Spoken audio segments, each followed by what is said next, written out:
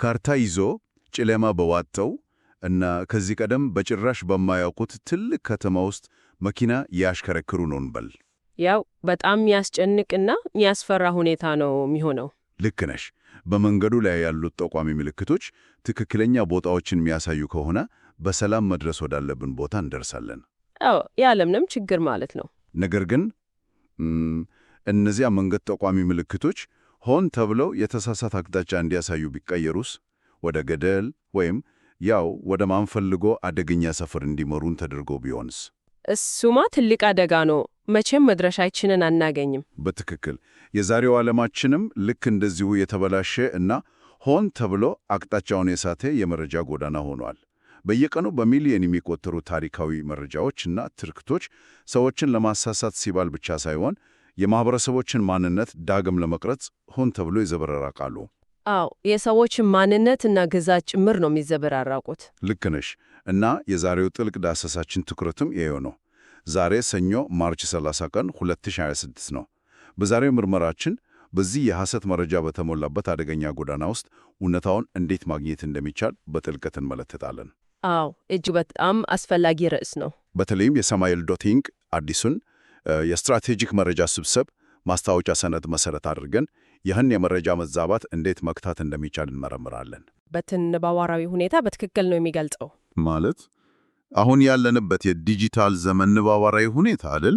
አዎ በሳሙኤል ዶቲንግ ሰነድ ላይ በግልጽ እንደተቀመጠው አሁን ያለንበት ዘመን ዝም ብሎ የሐሰት ዜና የሚሰራጭበት ብቻ አይደለም። ታዲያ ምንድን ነው? ያው የማታለል መዋቅር በሰፊው የተዘረጋበት ዘመን ነው። ሰነዱ ይህንን በእንግሊዝኛው አርኪቴክቸር ኦፍ ዲሲት ይለዋል። ይህ መዋቅር በሰው ሰራሽ የሐሰት መረጃዎች ላይ የተመሰረተ ሆኖ ዋና ዓላማው ጂኦፖለቲካዊ ቅርጾችን መቀየር ነው። ጂኦፖለቲካ ቅርጾችን እና የታሪክ ትውስታዎችን ማለት ነው። በትክክል የሰዎችን ማንነት በስትራቴጂካዊ መንገድ መቀየር ነው። ይህ ማለት አንድ ማህበረሰብ ስለ ራሱም ሆነ ስለ ጎረቤቱ ያለው ግንዛቤ ሙሉ በሙሉ በፈጠራ ታሪክ እንዲተካ ማድረግ ማለት ነው።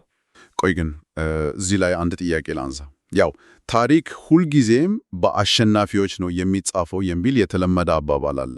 አዎ የተለመደ ነው። መንግስታትም ሆኑ የተለያዩ የፖለቲካ ቡድኖች የራሳቸውን ትርክት ለማራመድ ሲሉ ታሪክን ማጣመማቸው አዲስ ነገር አይደለም። ልክ ነህ። ለዘመናት የነበረ ነው። ታዲያ አሁን የማታለል መዋቅር ብለን ስንጠራው ከበፊቱ የተለየ የሚያደርገው ምንድን ነው? በጣም ጥሩ ጥያቄ ነው።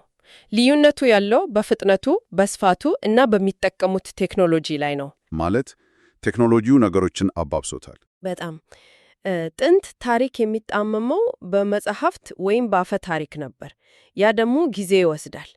ዛሬ ግን በአንጀንበር በሚሊዮኖች የሚቆጠሩ ሰዎች አእምሮ ሊያጥብ የሚችል የተደራጀ ዲጂታል ዘመቻ ነው ያለው።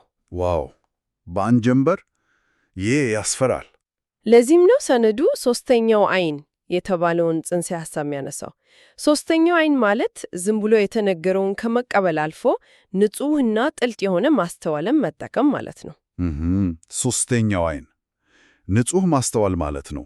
አዎ አሁን ባለው ዓለም እንዲህ አይነት ሚዛናዊ ማስተዋል ማዳበር ለዜጎች እንደ ቅንጦት ሳይሆን እንደ ግዴታ የሚታይበት ደረጃ ላይ ደርሷል። ይህ ማለት እንግዲህ ማንም ሰው የራሱን እውነታ መፍጠር በሚችልበት ዘመን ትክክለኛውን ከሐሰተኛውን ለመለየት የጣራ መነጽር ያስፈልጋል እንደማለት ነው። በትክክል። እዚህ ላይ ልብ ሊባል የሚገባው ነገር ይህ የማታለል መዋቅር ምንጮቹን እንዴት እንደሚጠቀም ነው። አድሏዊ የሆኑ ምንጮች የዚህ መዋቅር ዋነኛ ሞተሮች ናቸው። አድሏዊ ምንጮች ስትዩ ለምሳሌ ያህል ምን ሊሆኑ ይችላሉ? ለምሳሌ በሰነዱ ላይ እንደማሳያ የተጠቀሰውን ሀቢሻ history.com የመሳሰሉ መድረኮችን ብንወስድ አንዳንዴ የሶስትዮሽ ማረጋገጫ የሌላቸውን ታሪኮች ሊያስተጋቡ ይችላሉ። የሶስትዮሽ ማረጋገጫ ይህንን ቃል ትንሽ ብታብራሪልን። አዎ ትራይፖላር ቬሪፊኬሽን ይባለው ነው። ማረጋገጫው በሶስት መሰሶች ላይ የቆመ ነው። አንደኛ ተጨባጭ ወይም ማቴሪያላዊ ማስረጃ፣ ለምሳሌ እንደ አርኪኦሎጂካል ግኝቶች። እሺ፣ ሁለተኛውስ? ሁለተኛው የጽሑፍ ማስረጃ ነው፣ በወቅቱ የተጻፉ ሰነዶች ማለት ነው። እና ሶስተኛው ደግሞ ንጽጽራዊ ማረጋገጫ ነው። ንጽጽራዊ ማረጋገጫ ስንል ከተለያዩ ገለልተኛ ምንጮች ጋር ማመሳከር ማለት ነው አይደል? ልክ ነህ። እነዚህ ሶስት ነገሮች ከሌሉ የሚቀርቡት አፈ ታሪካዊ ወይም የጎሳ ታሪኮች የቱንም ያህል ስሜት የሚኮረኮሩ ቢሆኑም ለስትራቴጂካዊ የሐሰት ትርክት በር ሊከፍቱ ይችላሉ። ግን እዚህ ላይ አንድ ትልቅ ነጥብ ግልጽ መደረግ አለበት። ይህ የጥብቅ ምርመራ መስፈርት በተወሰኑ ገለልተኛ የድረገጽ መድረኮች ላይ ብቻ የሚተገበር አይደለም አይደል? አንዳችም ጥርጥር የለውም። ምርመራ ሁሉንም በእኩል ዓይን ማየት አለበት። አዎ፣ ምክንያቱም አንዱን ደግፎ ሌላውን ከነቀፈማ እሱም በራሱ ሌላ አድሎ ይሆናል። በትክክል። ይህ ማረጋገጫ በመንግሥት ከሚወጡ ኦፊሻላዊ የታሪክ መዛግብት ጀምሮ እስከ ትላልቅ ተቋማትና የግል ድረገጾች ድረስ ሁሉንም ያለምንም አድሎ ይመረመራል። ማለቱም ማንም ከምርመራው አያመልጥም። አዎ፣ ዓላማው የትኛውንም የፖለቲካ አቋም መደገፍ ወይም መንቀፍ ሳይሆን መረጃው የሶስትዮሽ ማረጋገጫን ያልፋል ወይስ አያልፍም የሚለውን ብቻ መለየት ነው። ይህን ስሰማ ወደ አንድ ትልቅ ጥያቄ ይመራኛል። እሺ፣ ምንድነው ጥያቄው? እነዚህ መንገድ ጠቋሚ ምልክቶች ሆን ተብለው ከተጣሟሙ እና መረጃዎች በዚህ ደረጃ ከተበከሉ መፍትሄው ምንድን ነው? አሙ ያነሳነውን የሶስትዮሽ ማረጋገጫ የእያንዳንዱ ሰው በየቀኑ በራሱ ሊሰራው አይችልም። ልክ ነህ። በጣም አድካሚ ሥራ ነው። ታዲያ የሳሙኤል ዶት ኢንክ አዲሱ የስትራቴጂክ መረጃ ስብስብ በተለይም አዲሱ ቻትቦት እንዴት ነው እንደ መከላከያ አጥር ወይም ጋርድሬል ሆኖ የሚያገለግለው? መፍትሄው ያለው እጅግ የረቀቀ ቴክኖሎጂን ከጥብቅ የምርምር ስነ ምግባር ጋር በመዋሃድ ላይ ነው። የሳሙኤል ዶት ኢንክ የጥበቃ አጥር 3 መሰረታዊ አካሄዶች አሉት። እሺ፣ የመጀመሪያው አካሄድ ምንድን ነው? የመጀመሪያው በጥብቅ መረጃን ማረጋገጥ ነው። ፋክት ቼኪንግ ዊዝ ሪገር የምንለው ማለት ነው። በጥብቅ ማረጋገጥ። አዎ፣ አዲሱ ቻትቦት አንድን ጥያቄ ሲመልስ ዝም ብሎ ከኢንተርኔት የሰበሰበውን አጠቃላይ ሐሳብ አይደለም የሚሰጠው። ወዲያውኑ የኦዲት ፓኬጆችን አያይዞ ያቀርባል። የኦዲት ፓኬጅ፣ ይህን ቃል ስንሰማ የፋይናንስ ምርመራ ነው ወደ አእምሯችን የሚመጣው። አዎ፣ ብዙ ጊዜ ለገንዘብ ነው የምንጠቀመው። ታሪካዊ መረጃ ላይ ሲተገበር ግን ምን ይመስላል? ያው አሰራሩን ትንሽ ግልጽ ማድረግ ይቻላል። በጣም ጥሩ ንጽጽር ነው። አንድ ኦዲተር የገንዘብ ዝውውርን ሲመረምር ያንዳንዱን ደረሰኝ እንደሚያየው ሁሉ የቻትቦትም የታሪክ ደረሰኞችን ያወጣል። የታሪክ ደረሰኝ፣ ይሄ ቃል በጣም ገላጭ ነው። አዎ፣ አንድ ታሪካዊ ክስተት ሲነሳ የመጀመሪያ ምንጭ ማስረጃዎችን ማለትም ፕራይመሪ ሶርስ የምንላቸውን የነባር ቋንቋ ጽሑፎችን፣ ትላኔዎችን እና ማቴሪያላዊ ማረጋገጫዎችን በአንድ ጥቅል አድርጎ ያቀርባል። ማለት ማንም ሰው የቀረበለትን መረጃ መሰረት ከነ ማስረጃው ማየት ይችላል ማለት ነው። በትክክል ሙሉ ግልጽነት አለው ማለት ነው። እሱማ ትልቁ ፈተና ነው። ሁለተኛው የጥበቃ አጥር ምን እንደሆነ ከመግለጽሽ በፊት እኔን የገረመኝ ግን አንድ ነገር ላንሳ። እሺ፣ ቀጥል። ቴክኖሎጂው አድሎን ማምከን ይችላል ተብሏል። ኒውትራላይዚንግ ባያስ ማለት ነው። ግን ይሄ እንዴት ሊሆን ይችላል? እንዴት አይሆንም ብለህ አሰብክ? ያው አርቲፊሻል ኢንቴሊጀንስን የፈጠሩት የሰው ልጆች ናቸው። መረጃውን የጫኑትም የሰው ልጆች ናቸው። የሰው ልጅ ደግሞ የራሱ የሆነ አድሎ አለው። ልክ ነው። ታዲያ ቻትቦቱ እንዴት ነው ከሰው ልጅ አድሎ ነፃ ሊሆን የሚችለው? ይሄ ትንሽ አይከብድም? ይህ እጅግ በጣም ወሳኝ ሞጋጭ ጥያቄ ነው። ብዙዎች አርቲፊሻል ኢንቴሊጀንስ ፈጽሞ ገለለኛ ነው ብለው በስህተት ያስባሉ አይደል? ማሽንም ቢሆን የሰውን አድሎ ይወርሳል። ነገር ግን የሳሙኤል ዶት ኢንክ ቴክኖሎጂው የሚሰራው በተለየ መንገድ ነው። አድሎን የማመክነው መረጃውን ነፃ ስለሆነ ሳይሆን ተጠራጣሪ ልግስና በተባለ ጥብቅ ዘዴ ላይ ስለተመሰረተ ነው። ቆይ፣ ተጠራጣሪ ልግስና ስኬፕቲካል ጀነሮሲቲ ማለት ነው? አዎ፣ በትክክል። ቃላቱ ራሳቸው እርስ በርስ የሚጋጩ ይመስላሉ። ማለት በአንድ በኩል መጠራጠር፣ በሌላ በኩል ደግሞ ለጋስ መሆን አብሮ እንዴት ይሄዳሉ? ልክ ነህ። የሚጋጩ ይመስላሉ፣ ግን ሚስጥሩ እዚያ ላይ ነው። እስኪ አብራሪልኝ። ልግስና የሚለው የሚያሳየው ቻትቦቱ ማንኛውንም መረጃ የቱንም ያህል እንግዳ ቢመስልም መጀመሪያ ላይ ለማዳመጥ እና ለመቀበል ክፍት መሆኑም ነው። የትኛውንም የፖለቲካ አጀንዳ ወይም ትርክት ቀድሞ ውድቅ አያደርግ። ማለትም በሩ ክፍት ነው፣ ሁሉንም ይሰማ። አዎ፣ ተጠራጣሪ የሚለው ደግሞ መረጃውን አንዴ ከተቀበለው በኋላ በጭፍን አያምነውም። ይልቁንም ቅድም ባነሳነው የሶስትዮሽ ማረጋገጫውን ፊት ውስጥ በጥብቅ ያሳልፈዋል። መረጃው ከየት መጣ፣ አጀንዳው ምንድን ነው እያለ ይጠይቃል ማለት ነው። በትክክል ከማቴሪያላዊ ማስረጃዎች ጋር ይጣጣማል ወይ ብሎ ይሞክተዋል። ይህ ማለት የሰዎችን አድሎ ወደ ጎን ትቶ ንጹሕ እውነታውን ብቻ በማውጣት ታሪካዊ አውዱን ይመልሳል ማለት ነው። አውድን መመለስ የሚለው ሦስተኛው ምሰሶ መሆኑ ነው። ሪስቶሪንግ ኮንቴክስት የምንለው አዎ፣ እሱ ነው። ይህ ማለት አንድን ታሪካዊ ክስተት ከተነጠለ እና ጠባብ ከሆነ ትርኪት አውጥቶ ከሰፊው የጊዜ ሂደትና ከሌሎች ተያያዥ ክስተቶች ጋር እንዴት እንደተሳሰረ ማሳየት ማለት ነው። ልክ ነህ። ታሪክን በሰፊው መነጽር ማየት ማለት ነው። እሺ፣ ይህ ሁሉ በንድፈ ሐሳብ ደረጃ እጅግ ማራኪ ነው። የኦዲት ፓኬጅ፣ ተጠራጣሪ ልግስና፣ አውድን መመለስ፣ እነዚህ በጣም ጠንካራ መከላከያዎች ናቸው። አዎ፣ እጅግ በጣም ጠንካራ ናቸው። ነገር ግን ወደ ቴክኒካዊው ክፍል ስንመጣ አንድ ትልቅ እንቆቅልሽ ይገጥመኛል። ምንድን ነው እንቆቅልሹ?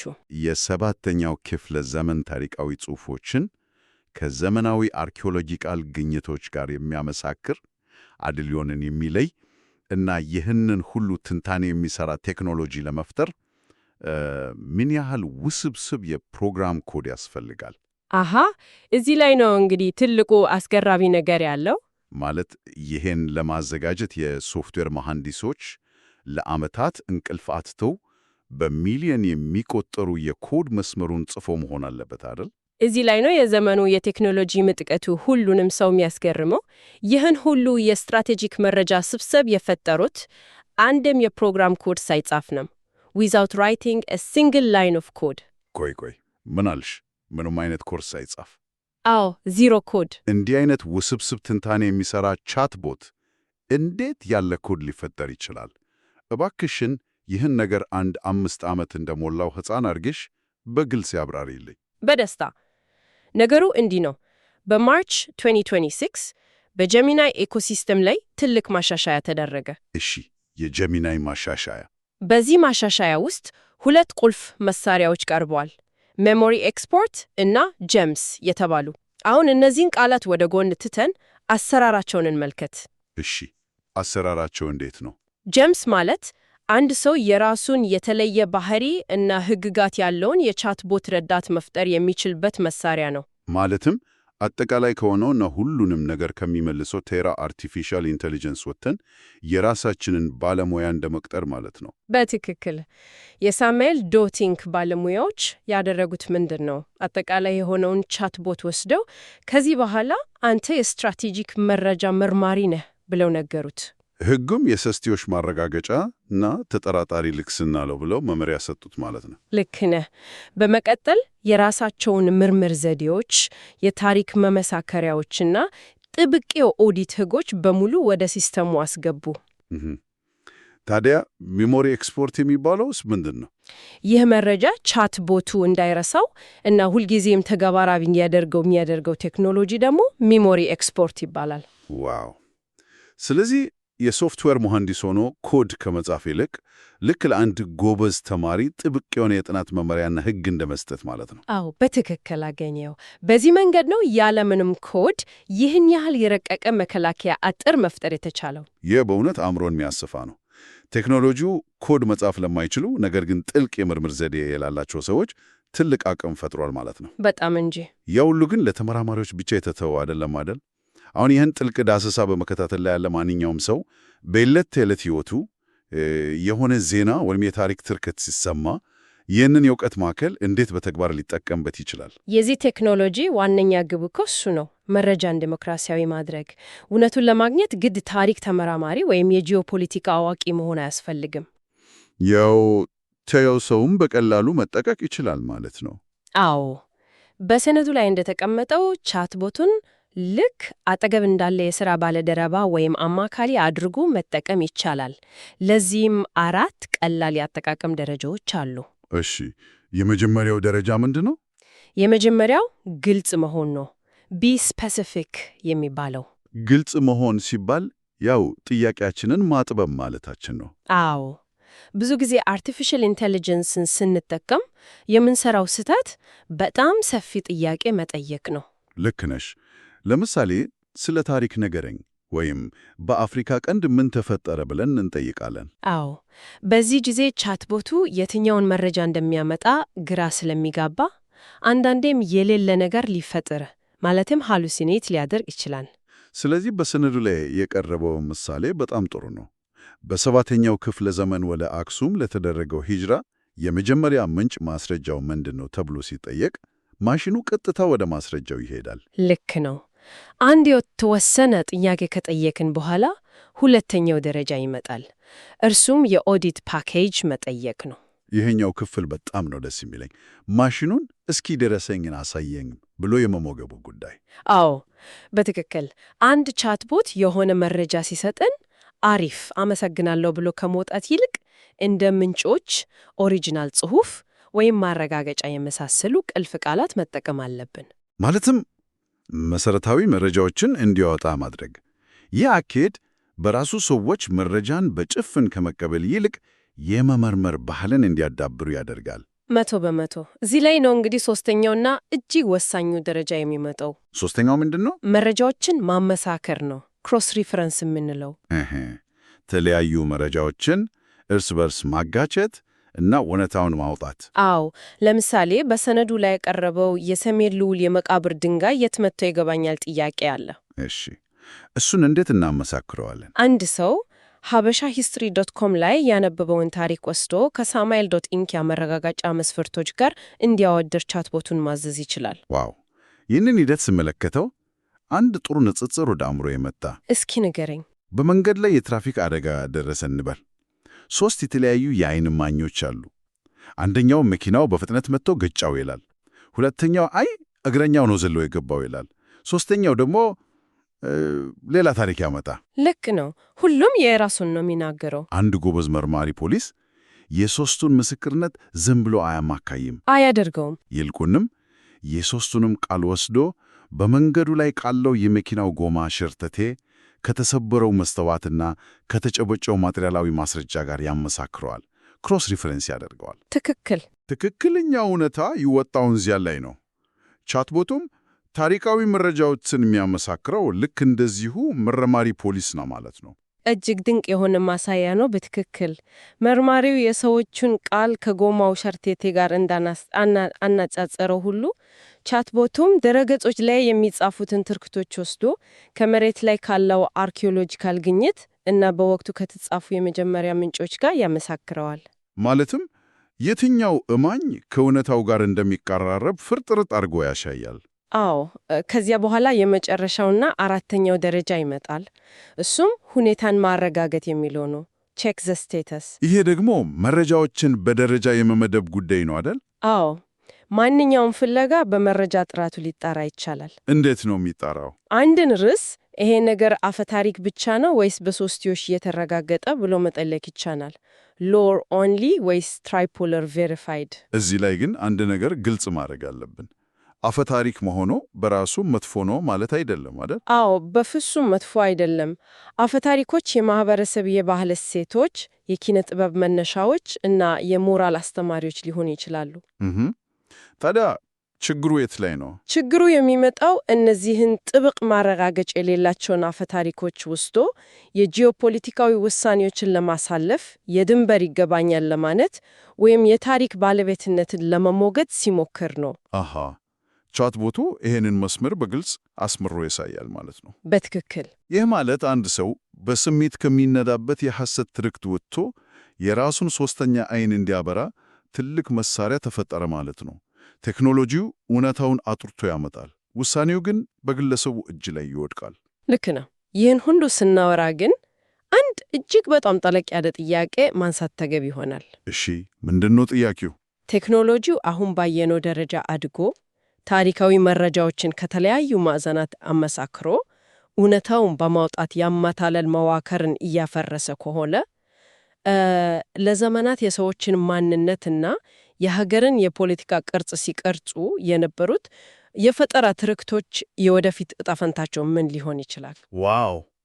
ይህ በእውነት ከባድ ጥያቄ ነው። በሐሰት ታሪክ ላይ ብቻ ተመሰርተው የተገነቡ ግዛቶችና ፖለቲካዊ ንቅንቄዎች የዚህን የቴክኖሎጂ የብርሃን ፍንጣቂ መቋቋም ይችላሉ ወይስ በእውነተኛው መረጃ ፊት እንደ በረዶ ይቀልጣሉ?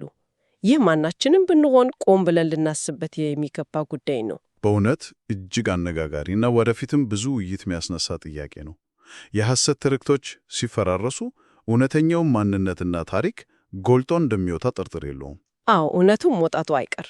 በመግቢያችን ላይ እንዳነሳ ነው የቱንም ያህል መንገድ ጠቋሚ ምልክቶች ሆን ተብሎ ቢበላሽም እና አቅጣጫ ቢያስቱንም ትክክለኛውን ኮምፓስና የጥንቃቄ ማስተዋል እስኪያዝን ድረስ ከመንገዳችን አንወጣም። ልክ ነህ። ኮምፓሱ ዋናው ነገር ነው። የዛሬው ጥልቅ ዳሰሳችንም ይህኑ የዘመናችንን የመረጃ ኮምፓስ እንዴት መጠቀም እንደሚቻል በጥልቀት ያሳየ ነበር ብዬ አምናለሁ። እኔም እንደዛው አስባለሁ። እንግዲህ የዛሬውን ቀን በድጋሚ ለማስታወስ ያህል ዛሬ ሰኞ ማርች 30 ቀን 2026 ነው። አዎ። ከዚህ ጋር ተያይዞ አዲሱ የሳማይል.ኢንክ ድረገጽ ማለትም www.samail.inc በይፋ መጀመሩን በደስታ እናሳውቃለን። ይሄ በጣም አስደሳች ዜና ነው። አዎ። የዚህ ርዕሰ ጉዳይ ሙሉ ይዘቶች እንዲሁም ለማንኛውም የግል ፕሮጀክት፣ ምርመራ ወይም ጥናት ብርሃን ሊፈነጥቁ የሚችሉ እና እንዲያ ፍላጎቱ የሚዘጋጁ ሪፖርቶችና ሰነዶች በዚሁ አዲስ ድረገጽ ላይ ማግኘት ይቻላል። አድማጮች ገብተው ቢጎበኙት ብዙ ይጠቀማሉ። በመጨረሻም ይህን ዝግጅት በተለያዩ የድምፅ ማሰራጫ መተግበሪያዎች ማለትም በስፖቲፋይ፣ አፕል ፖድካስት፣ አማዞን ሙዚቃ፣ ካስትሮ፣ ፖድቢን እንዲሁም ኦዲብል ላይ ማዳመጥ የሚቻል መሆኑን እየገለጥን የዛሬውን ጥልቅ ዳሰሳችንን በዚህ እናጠናቅቃለን። ስለተከታተላችሁ እናመሰግናለን። እናመሰግናለን።